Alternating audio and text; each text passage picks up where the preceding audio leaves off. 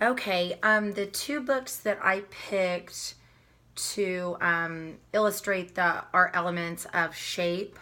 The first one is The Greedy Triangle, and it is written by Marilyn Burns, illustrated by Gordon Silveria, and obviously right on the very front cover is a triangle.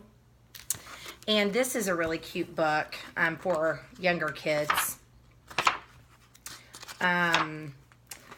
First page. Once there was a triangle that was, as most triangles, always busy.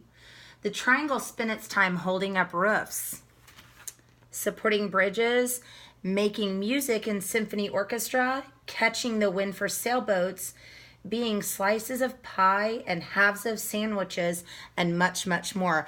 So I love that. It gives illustrations of all of the different things that kids might be able to recognize in their little worlds anyway, as things that they're familiar with that are in the shape of a triangle.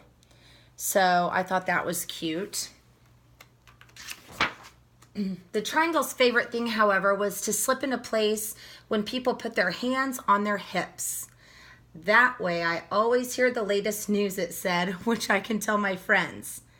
The triangle's friends liked hearing the news.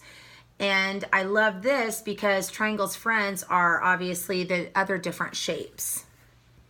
So we have the triangle, we have the little half circle, circle. So we have a square right there. So it's introducing other shapes to them as well.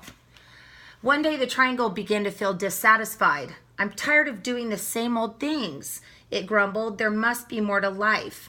So the triangle went to see the local shapeshifter. How may I help you? The shapeshifter asked the triangle. I think if I just had one more side and one more angle, said the triangle, my life would be more interesting.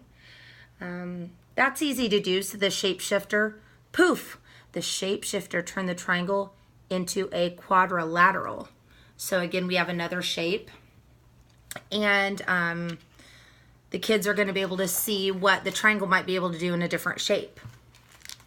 Life changed in a wonderful way. The quadrilateral was happy with all the new things it could do. The quadrilateral could be a baseball diamond or first or second or third base.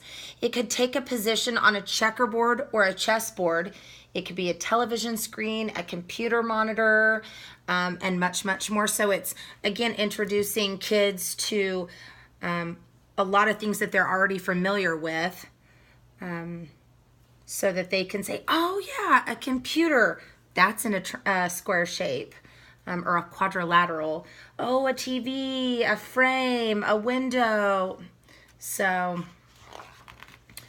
the quadrilateral's favorite thing, however, was to be the pages of a book. Yay!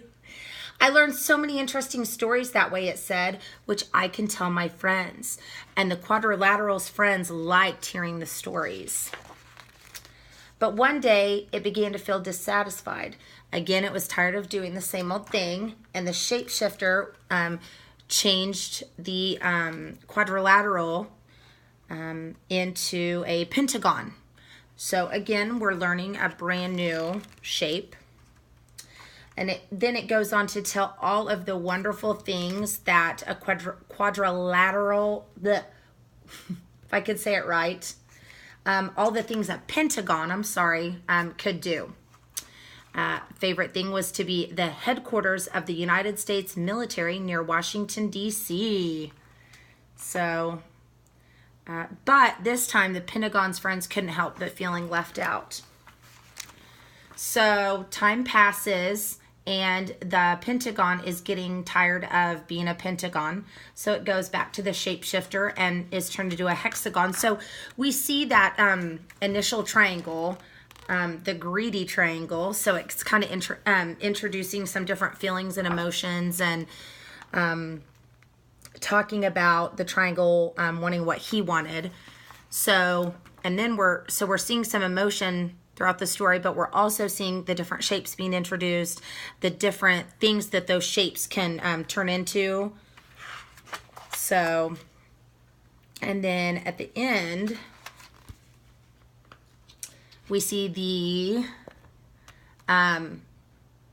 Triangle wanting to be his old self. So again, that can be taught to kids in so many different great ways. It's a great message for kids to hear. So, and his friends loved hearing the news and loved having him back. So that's a great book. And then the other one, I love this one. It's The Village Around and Square Houses by Anne Grafalconi. Hopefully I said that right. And this book is great. It's all about houses of this African village, and they're of two shapes, square and round. And the square houses shelter the men of the village, and the round houses house all of the women and the children of the village.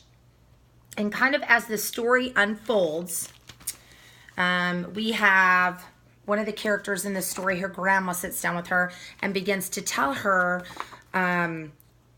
how these shapes came to be. And as she tells it, she talks about a volcano in the distance erupted, and the only two houses left were a round house and a square house. So the villagers in the story took that to be a significant sign. The village chief assigned the men to one, the square house, and then the women to the other. And they assumed that that was a great thing because they've been able to live peacefully and harmoniously ever since. And the volcano hasn't bothered them again. So this is just a really great book, and it introduces those round and square shapes intertwines it with a really great story about culture and diversity, the African culture, relationships, different family members. So this is a really great book too. And it is also a Caldecott winner. So